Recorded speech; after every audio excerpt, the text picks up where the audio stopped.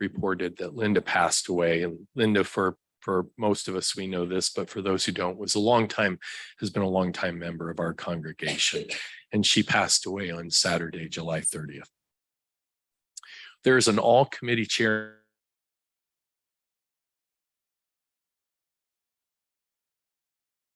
the lunch so that group reservations can be made preceding the lunch. Thank you.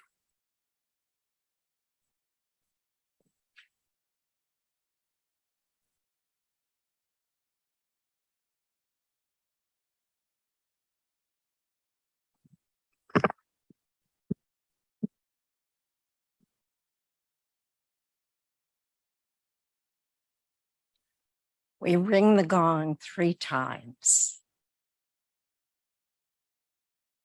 Once for those who came before us. Once for all of us who are here now. And once for those that will come after us and build on our dream.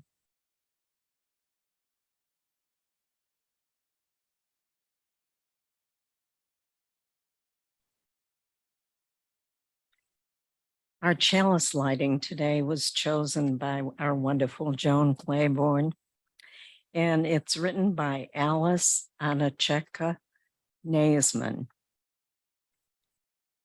In a time of uncertainty, when everything around us is changing constantly, each new day, developments rise, rising numbers, changing guidelines. When the world we live in suddenly seems upside down and topsy-turvy, we light our chalice to remind ourselves of our grounding in our faith. We remember the flaming chalice came into being as a beacon of hope during World War II, a secret symbol that offered help. In the midst of it all, we wrap ourselves in the warm light of a familiar flame, a reminder of the strength that emerges when we come together in community.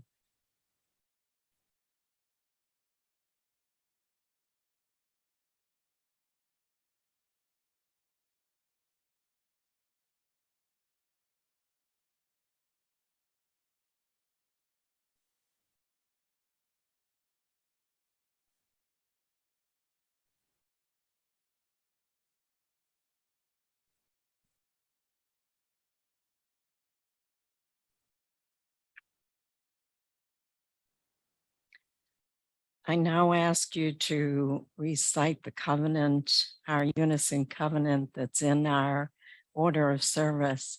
And please, as you recite it, also access all the other parts of your being that you're aware of to these words. Love is the spirit of this church, and service is its law, to dwell together in peace, to seek the truth in love, and to help one another. This is our covenant.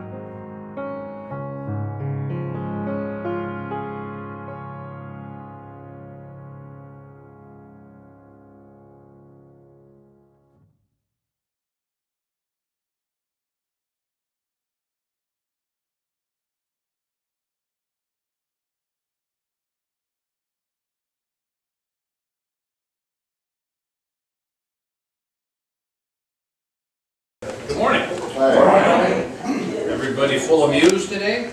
Or something, yeah, okay, thank you, Karen. I knew we'd get a response from Karen. Well, this is a musing about musings.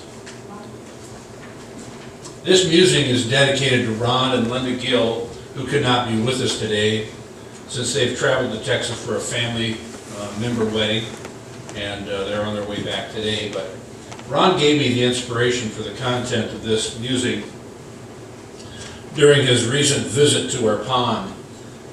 He asked me what my topic would be, and we were just chatting, because we're babysitting for their little puppy while they're gone. We do that sort of thing. He asked me what my topic would be, and I said, let me meditate on that. Thanks, Ron. Did you know that there is a modern day definition of what a muse can be? Nowadays, the definition is to be a source of inspiration, like a guiding genius. That widens the parameters quite a bit. If you look for divinity in people, then there are about 7 billion of us to muse about. Unitarians are usually conducting their business with people and about people. That's what we do. We find ourselves involved with social justice issues, care teams for the sick and infirm, voting rights, and so on. We should always be connected to the issues that get us up each day and motivated to change the world. I think you do a lot more musing than you realize. Modern words like ponder, ruminate, and meditate fit right into the mix. The definition of meditate. It implies a definite focusing of one's thoughts on something so as to understand it deeply. To meditate. It seems that this modern day definition of musing fits right into our covenant. But where did all of this musing come from? How did it start? Sometimes we reflect on the classics of Greek mythology to draw on inspiration in the form of muses. There were 9 sister goddesses in Greek mythology that presided over song, poetry, along with the arts and sciences. Here they are to ponder. You may remember them from your classics studies. Calliope, Clio, Erato, Euterpe, Melpomene, Polyhymnia. Here's a tough one. Terpsichore, Thalia, and Urania. They are responsible for the most important writings, music, and art in the history of mankind. In fact, the word museum comes from the word musa, which translates as of the muses. Walk around the Midwest Museum of Art or the British Museum sometime, and you'll find yourself pondering and meditating, or even acting as a muser, which means to stand there in front of a famous statue or painting in an idle position with your mouth agape. Now look at the next person and ponder that. So here we are trying to make sense of a musing about musings. I can tell you that we as a Unitarian faith have been questioning life's answers since 1542. Musing has been so important for us that we put it on a t-shirt. Remember the green t-shirts? Mm-hmm.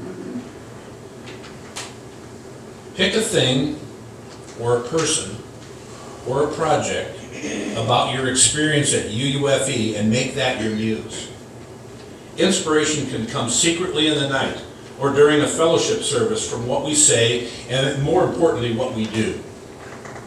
Musings are the muscle behind our success as a fellowship. And my favorite muse is you and you and you.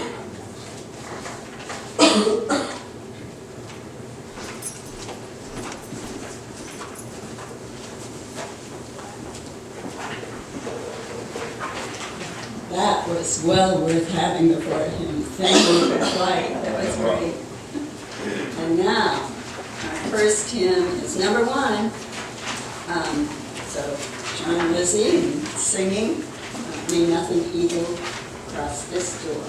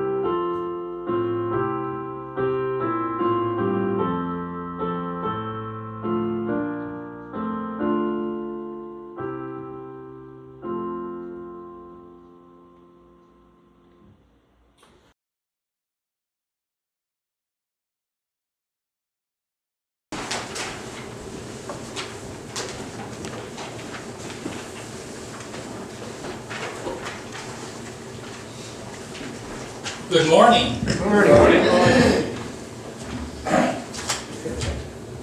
Yeah, me and technology.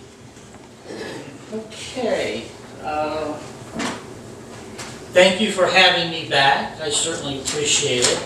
And I just want to tell you, since Don and I have come here, we have found you to be very welcoming and very kind to us, and we truly appreciate that. I want to talk to you this morning about hope.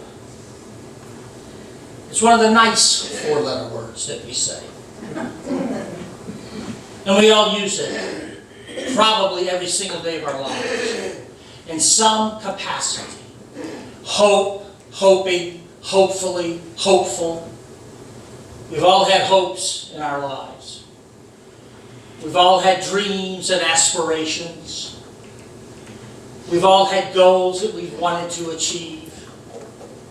But then there are times in our lives where those hopes and those dreams and those aspirations just didn't quite surface, just didn't quite come to fruition. And in many cases, for many of us, those hopes and those dreams have been shattered. And that's a tough spot to be in. And I'm guessing there's not a single person here this morning who hasn't had some shattered hope or some shattered dream in their life.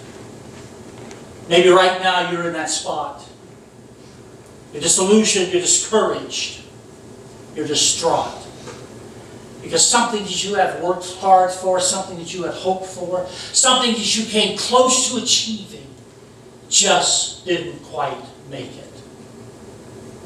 Perhaps because of circumstances beyond your control, or for other reasons. But our hopes, many times in our lives, have been shattered. As an adult for a number of years, I had the hope of learning how to play a musical instrument. And I thought, well, I like the piano, but then I thought, I'm a grown man. I'm not sure I want to sit at the piano and start off with Mary Had a Little Lamb. Now that may be narrow in my thinking, but that's what I thought. So then I thought I'd like to learn how to play the guitar. Bought a guitar. Just couldn't get my hands and fingers twisted the way it should. But I gave it all I had for a solid week and a half. And then we took the guitar back. Then I thought, well, I really do like the harmonica. My father played the harmonica. He had a friend who played it really well. He could blow and draw. And I've always liked musicians over the years who played the harmonica. And growing up as a teen, a number of the people I liked in music could play the harmonica. Bob Dylan, one of the Beatles, Johnny Cash, who had the ability to have a harmonica in each hand and alternate. Tremendous ability. So I went on the internet and I looked up books on how to learn how to play the harmonica. And I found one. First part of the book was teaching how to play. Second part was the songs you could learn. And it came with a harmonica. What a deal. And the name of the book was The Complete Idiot's Guide to Play the Harmonica. So I had to think about that for a few moments. Is this a book for a complete idiot? Or is this a book, a complete guide to play the harmonica? But I didn't dwell on it too long. I ordered it. $39.95, a little more with tax and shipping and handling. And I paid for it with a debit card. So for about a couple days, maybe a week, I would ask Donna, did you take this out of the register in the checkbook? Because she handles the checkbook. She's pretty smart that way. So she kept saying, I will, I will, I will. Well, one day I looked on the table as I was walking through the kitchen. She'd already gone to work. And I got it, and I looked through the register. There it was. Didn't say Jimmy's book. Didn't say book. Didn't say harmonica. It said Jimmy, comma, idiot. We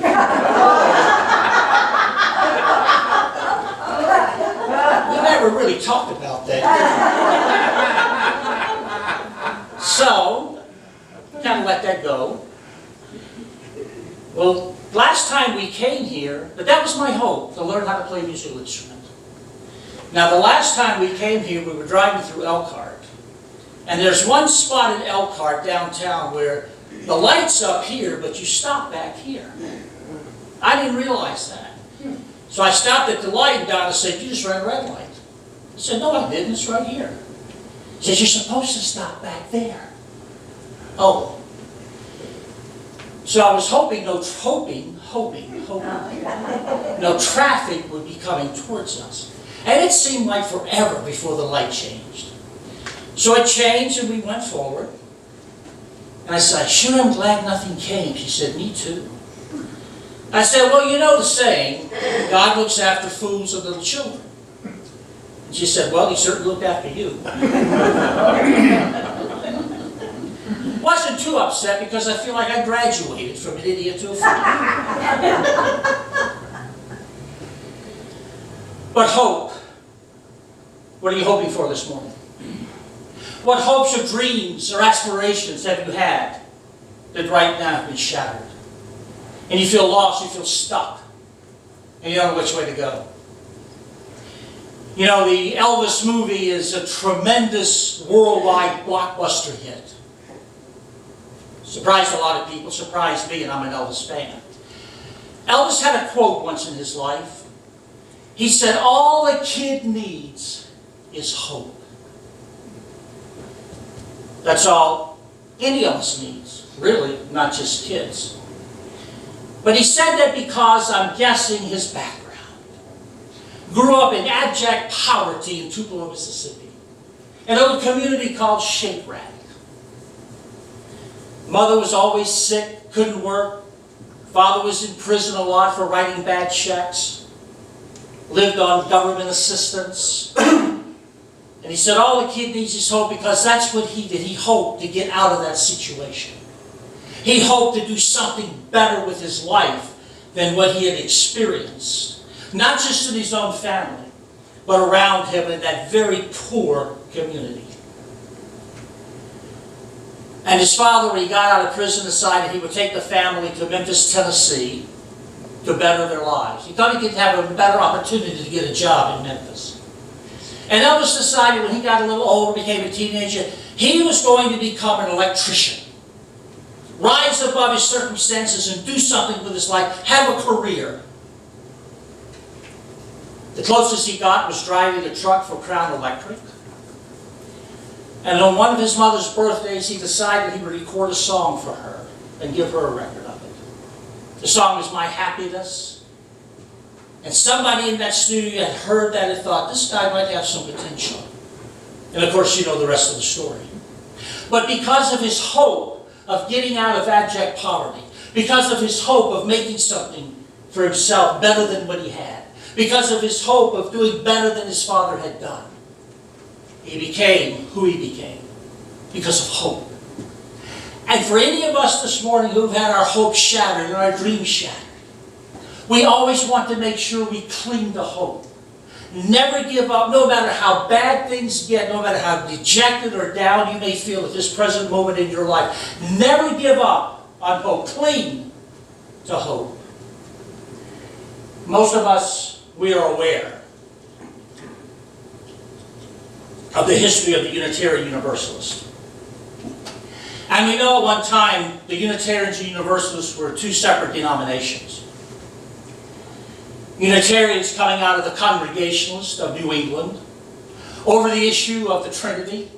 Most Congregationalists believed that Jesus was God. The Unitarian side of the congregation said no, he wasn't, so it caused a split. Became the American Unitarian Association. And then the Universalists came out of England because they didn't believe in hell. They believed everybody was going to be reconciled with God.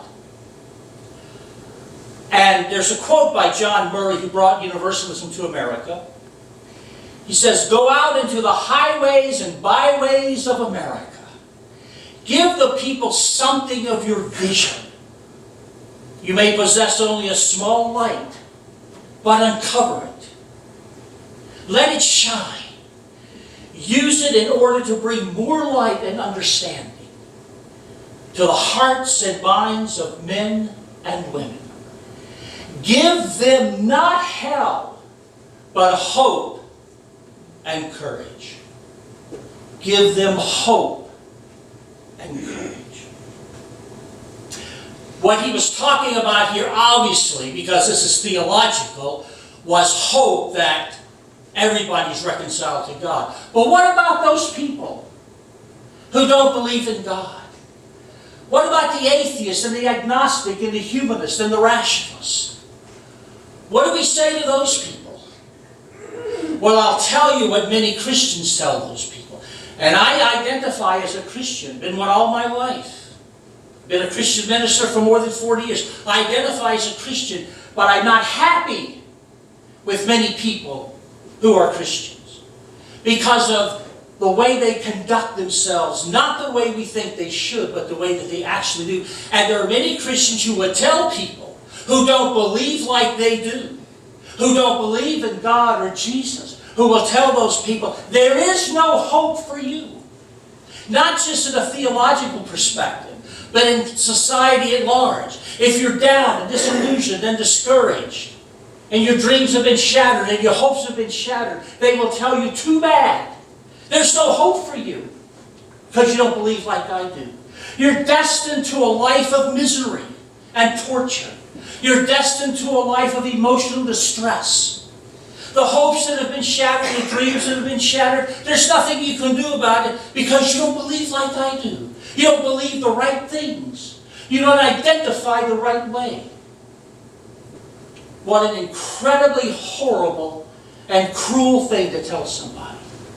In your emotional distress and your feelings of being lost and hopeless, you're just stuck where you are.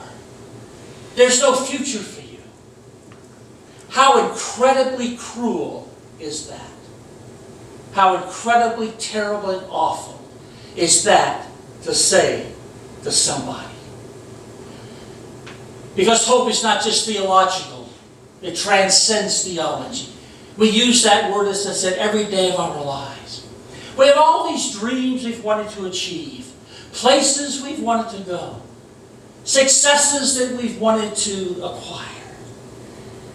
Having a lovely family, children maybe, wonderful partner, great career, wonderful hopes and dreams and something comes along, and all of a sudden, it's gone. And in many cases, when we have achieved our hopes or dreams, something comes along and snatches it away. That's how life is, isn't it? Life is not very dependable. And as we look around the world today, we wonder, what is there for me? Even in my own situation of distress right now, I don't see any hope for the world. So if there's seemingly no hope for the world to survive in the chaos that we're in, the violence and the wars, the discrimination, the pestilence, how can there be hope for me? But I don't see any hope in the world. And we struggle with that, and we ask ourselves that question.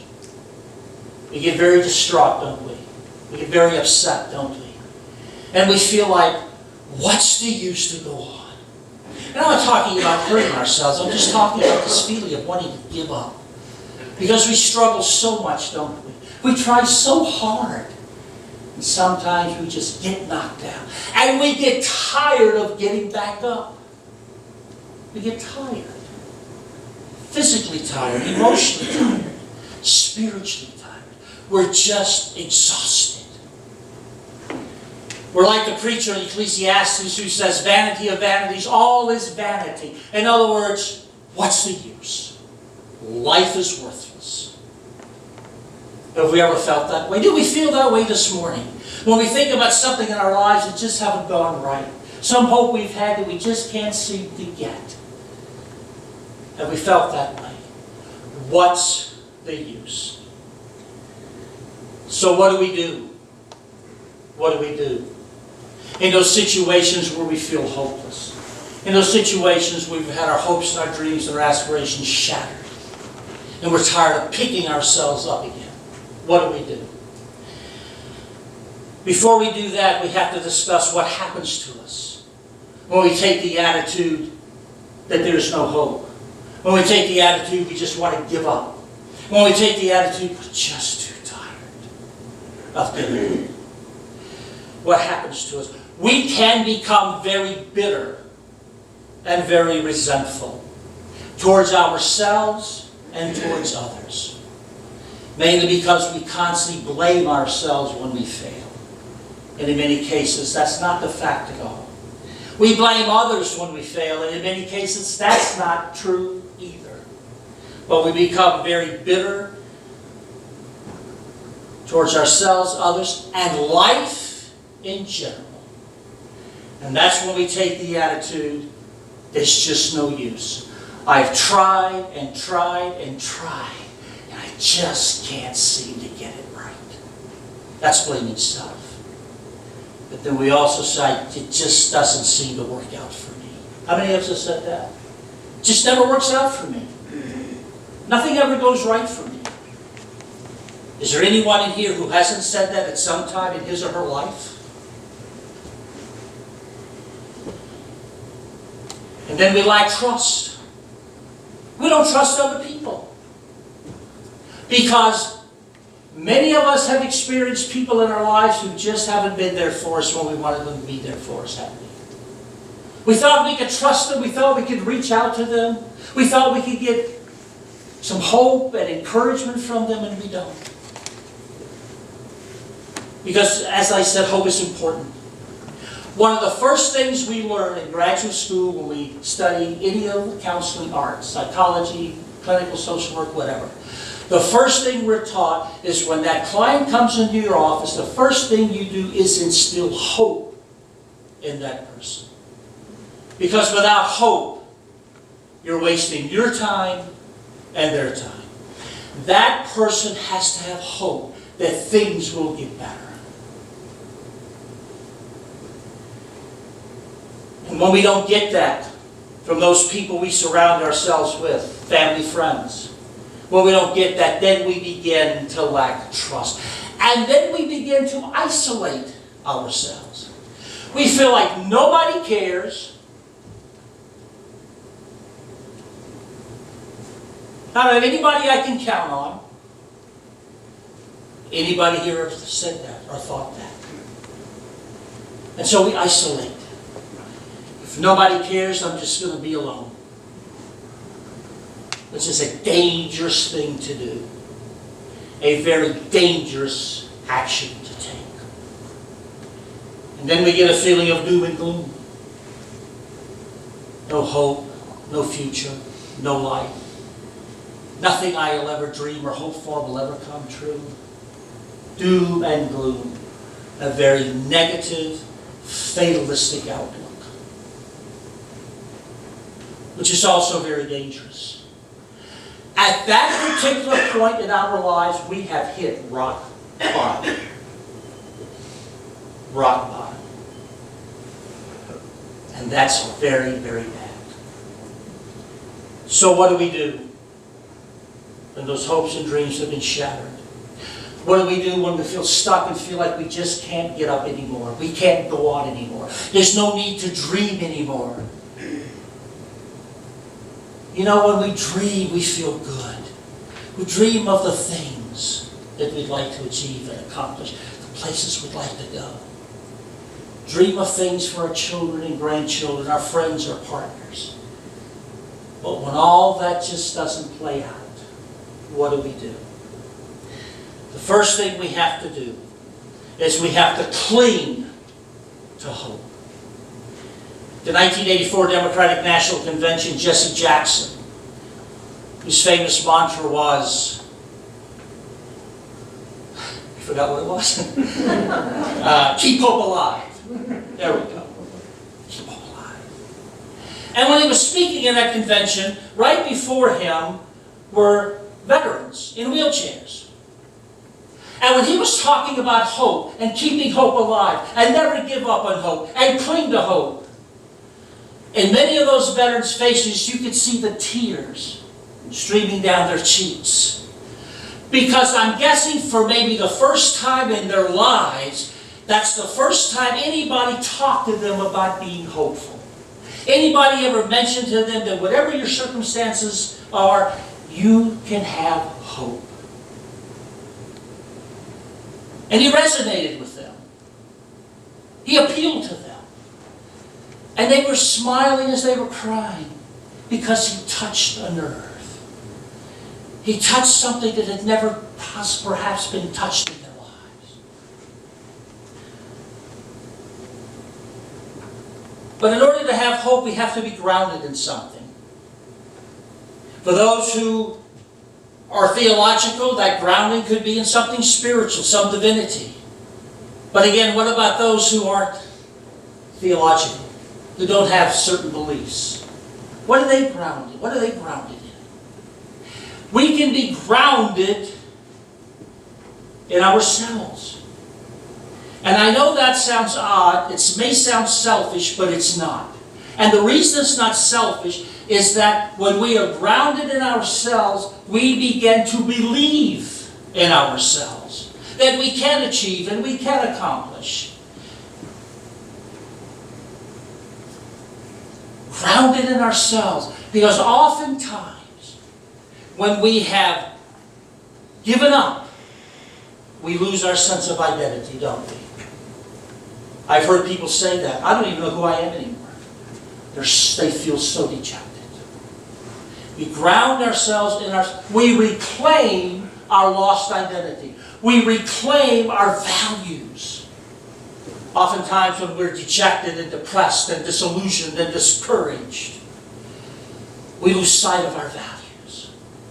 And when we ground ourselves in ourselves, we can reclaim those values. And many of those values will help us become hopeful again. And begin to feel unstuck. Begin to feel like life is worthwhile. Life does have meaning. Life does have purpose. So what do we do now?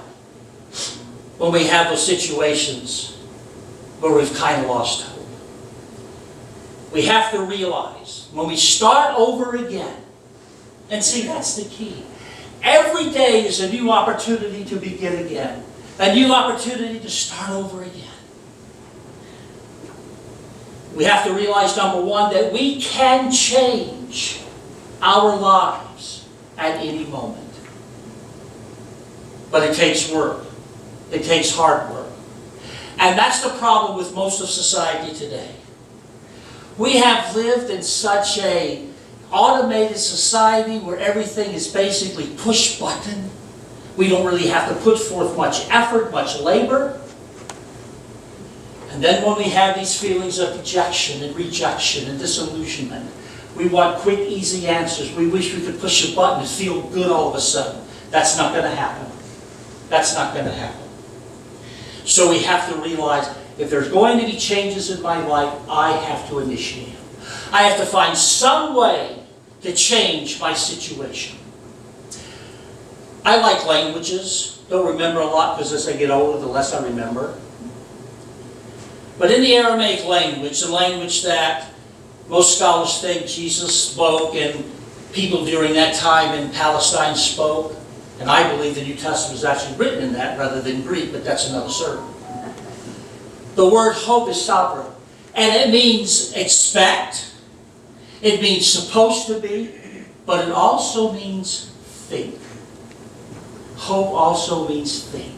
We expect something, then when it doesn't happen, when it doesn't come to fruition, we dream something when it doesn't happen, when it doesn't come to fruition, then we think of a way to do something better. We think when we're stuck and dejected, we think of how we can get out of this now. What action can I take now to improve and better my life? Secondly, we need to find hope and meaning in our situation.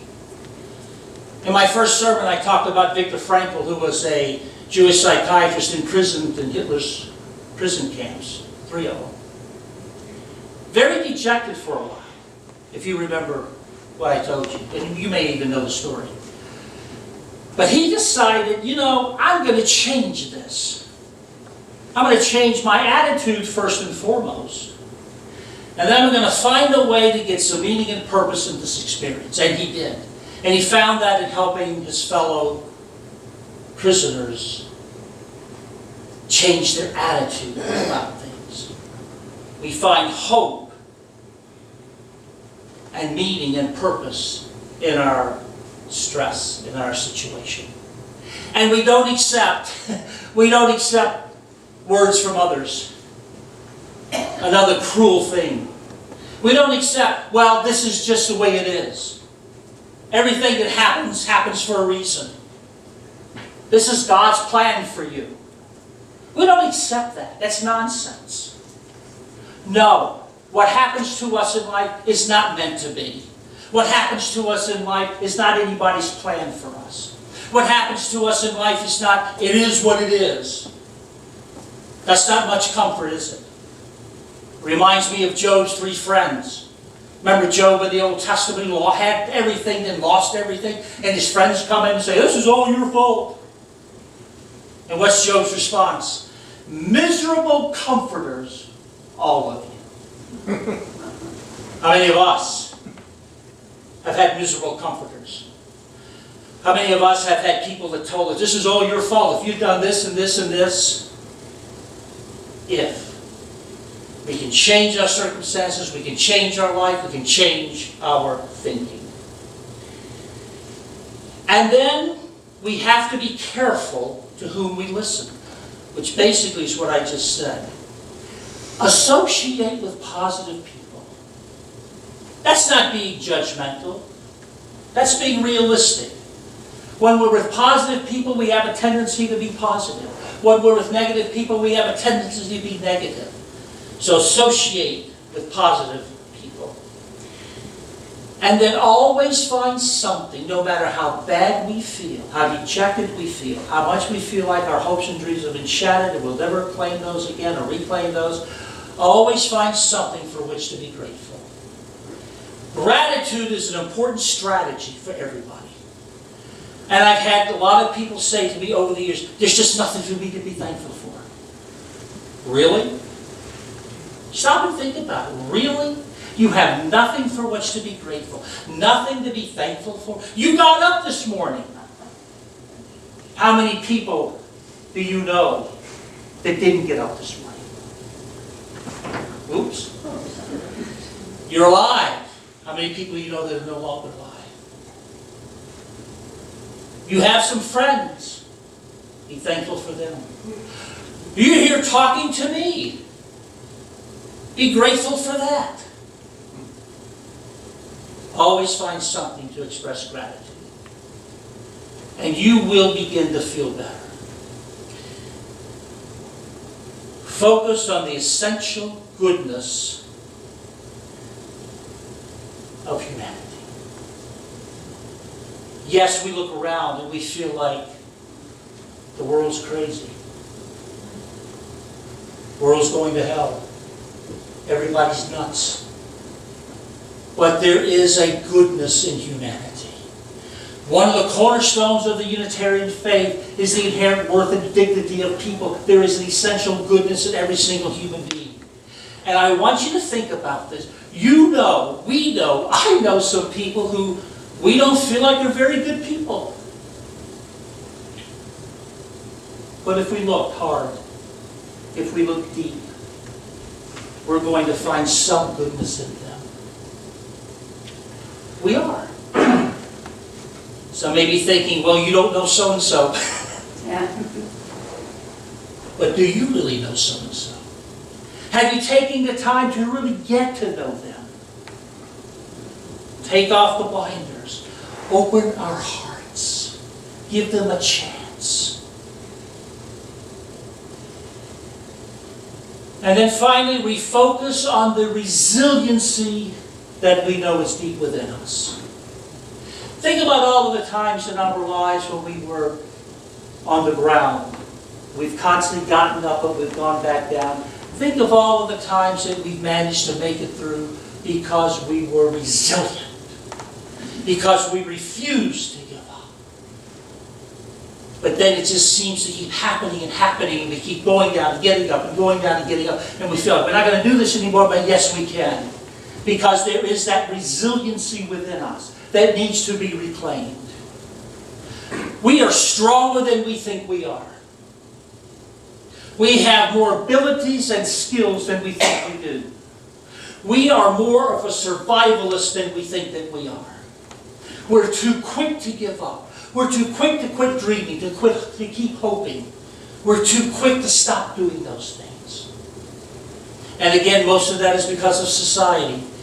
It tells us we can't do certain things.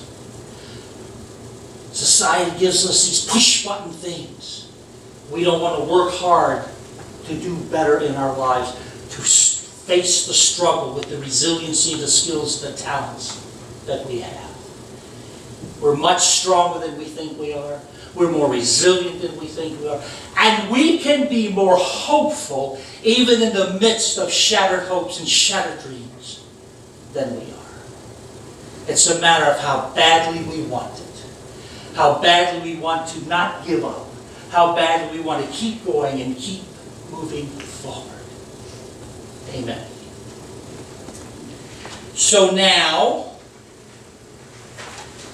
I guess you asked me questions. I was given the option whether I wanted to do this again. And I said yes. So now you know something else about me. I'm a masochist. Now remember, I complimented you in the beginning, so be nice to me. I'm going to check. It's got the green light. Do I just need to turn the volume up, maybe? Volume? Keep talking. There you go. Thank you very much. Oh, now technology works. Yeah. I'm going to just start. That's good. That's good. I'm going to start with a burning question. Did you learn to play the harmonica? A little bit. Oh, I thought that's how you were going to end it. I thought we were going to have a harmonica. A little bit. Well, you know, I'm trying. You're back August 28th. I'm back. Today's the 7th, 21 days. Okay. I'll try. What you do is plenty, Chris. Thank you. Well, thank you. You're kind.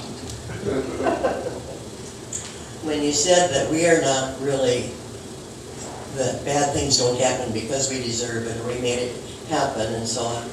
I know you didn't mean that we're all victims, but could you say a little more about what we are? You're asking me to elaborate on that we're not victims. Okay. What is your definition of a victim? Somebody that's helpful. Someone that is helpless over what has happened to them, had no participation in that. No what? Participation. Participation. Okay. Things do happen to us, but we don't have to allow those things to dictate our feelings or our behaviors. We don't have to allow those things, if we're down for some reason, we don't have to allow what brought us down to keep us down. We can choose to stay down and get up.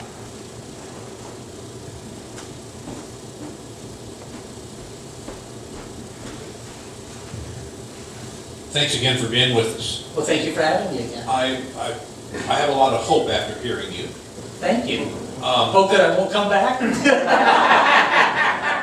I mean that sincerely. Oh, I know, I'm just joking. I've been down the last few days and things, you know, all of life just kind of hits you, but I've kind of built up a way to see the approaching negative coming at you, or as a friend of mine says, not my circus, not my monkey, and gets off that crazy merry-go-round that's nothing but problem after problem after problem. And I just, you kind of wrapped it in a theological theme, and that's okay. But there are so many people out there who don't have the faith, if you will. They don't have the direction of a God or deity of some sort. And I think our society, with good words from you, need to help guiding people. No matter what, there's always hope. No matter what, there's always a better life over the hill, so on and so forth. As long as we participate well as human beings. It's more of a statement than it is a question. But how can we help those people know there's hope without having to have the theological connection?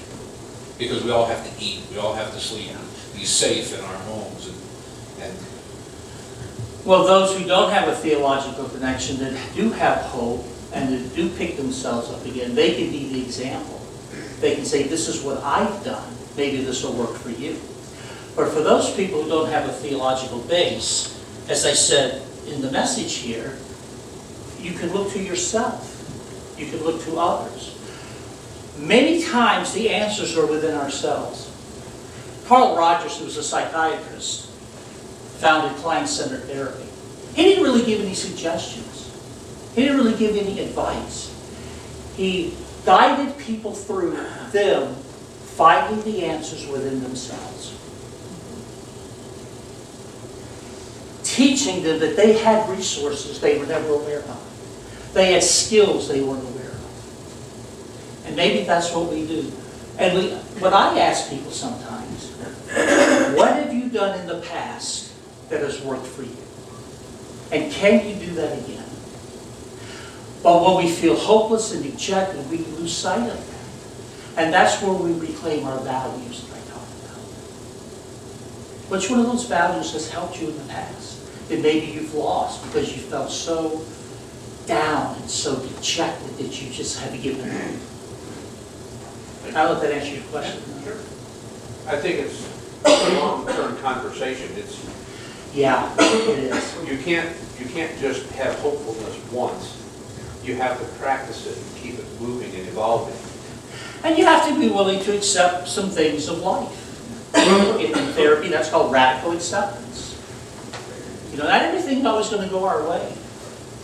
We hope it will, but it doesn't. But that doesn't mean we give up.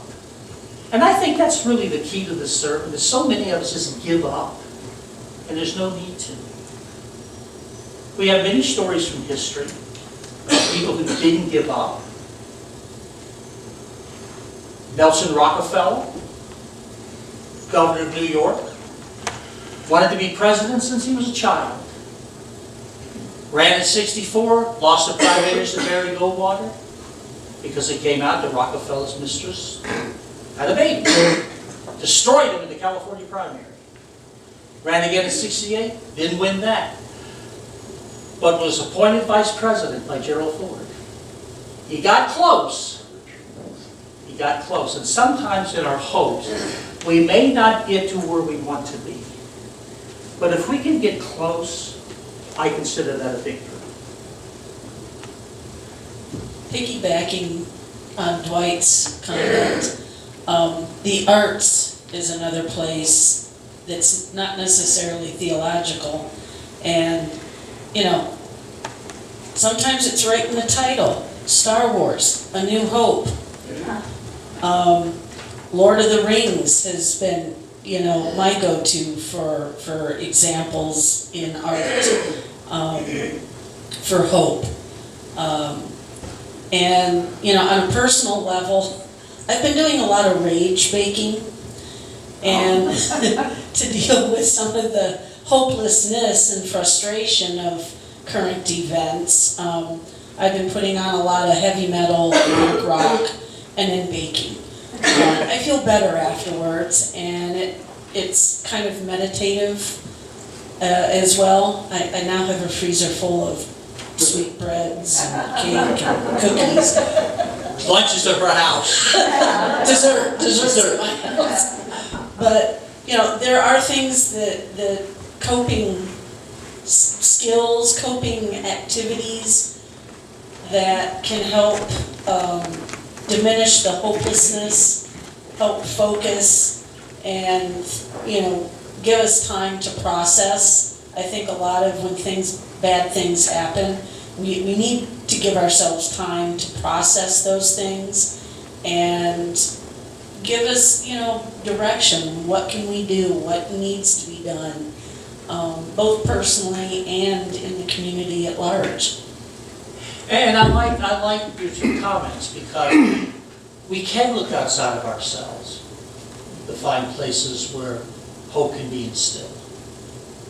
I'm going to go along with the arts. I'm going to let other people talk too, but I listen to classical music, and one of the stations I like has kind of a motto that it's an island of calm in a chaotic world. And that works for me. Susie? Hey, Jimmy. So Hey, now you're my friend. Be nice. I just had a comment. I really liked how you talk about, you know, like with your training, the first thing is to instill hope in people. I'm a pretty optimistic person. I can have a really bad day, be depressed, and wake up the next day and be fine. That's just how I am. But a lot of people can't do that, and they're stuck. So I guess, you know, when you're talking about like humanity and thinking about, wow, you know, as a person, I should be instilling hope in other people. I mean, we all should be that have that ability. So it made me think today. So thank you. I appreciate that. Well, see, that's that Aramaic word for hope, that thinking part. Yeah, thank you. And thank you for being here. Thank you again for having me. Working with the League of Women Voters and your, Good for you. well, no, but your thing about lack of hope, I was, you know, registering voters yesterday, and of course an awfully lot of folks said it doesn't work, it doesn't matter, I'm not going to register, or, you know, I'm not even going to, one woman even said, you know, it doesn't even make me feel like I want to vote. So what do you do with that, you know, because an awfully lot of folks, an awfully lot of folks are in that position right now. They don't want to vote, and they don't want to register to vote because it won't do any good anyway. And yet, the other side has the hope that if they get out and register and participate, they have the victory because they believe that it could work. So we need to do the same thing. So thank you. Okay, Terry. Don't want to get political. I was told when I preach, do not talk on politics.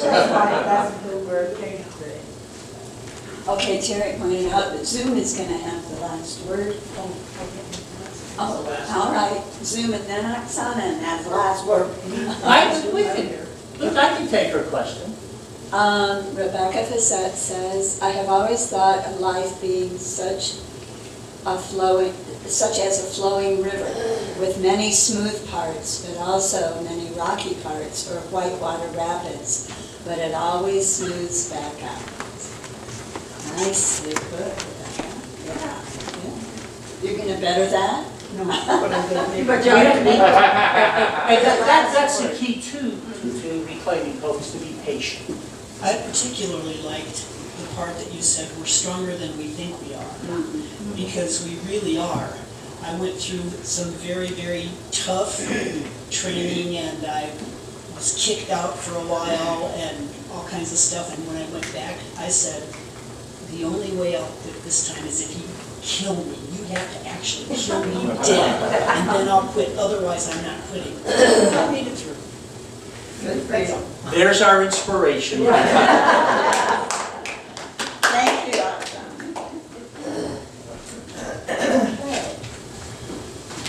Now I can sit there. No, yeah. Briefly. I have to come back though. Yes. See, I remember today. I know, well, I didn't know if that is good a memory.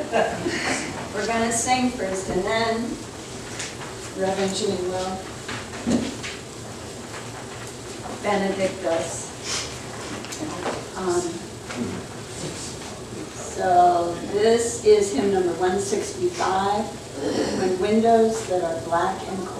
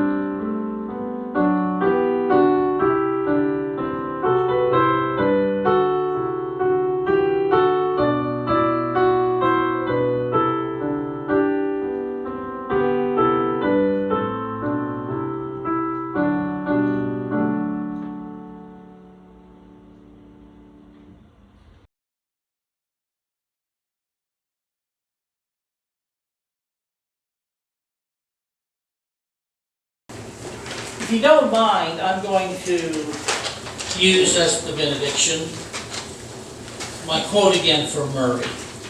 But when I use the word hell, I want you to think of it as a hard time, criticism, condemnation, judgmentalism. Go out into the highways and byways of America. Give the people something of your vision, your example. You may possess only a small light, but uncover it. Let it shine. Use it in order to bring more light and understanding to the hearts and minds of men and women. Give them not hell, but hope and courage.